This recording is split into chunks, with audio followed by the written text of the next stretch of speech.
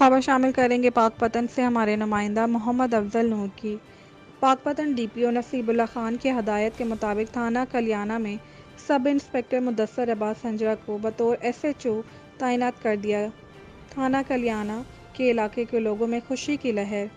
Mudassar Abbas SHO एक अजीम बावकार और merit पर फैसला करने वाले जवानों में एक हैं। नए तैनात होने वाले एसएचओ मुदस्सिर हंजरा की मीडिया के नुमाइंदे चौधरी मोहम्मद नदीम और अफजल नूर की मुलाकात, जिसमें थाना कलियाना के एसएचओ मुदस्सर अब्बास ने कहा कि जराइम पेशा मंशियात फरोशों के खिलाफ कानून के मुताबिक कार्रवाई शुरू की जाएगी।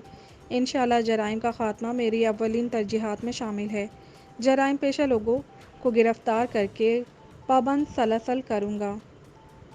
सहाफ़त और पुलिस का चोली दामन का रिश्ता है। हम मिलजुल कर जराइम पेशा अफराद के खिलाफ जंग करेंगे। जराइम पेशा मंशियात फरोश से इलाके को खुशहाल कर देंगे। जब तक मैं थाना कलियाना में हूँ, इस वक्त तक हर साइल के लिए मेरे दरवाजे खुले हैं।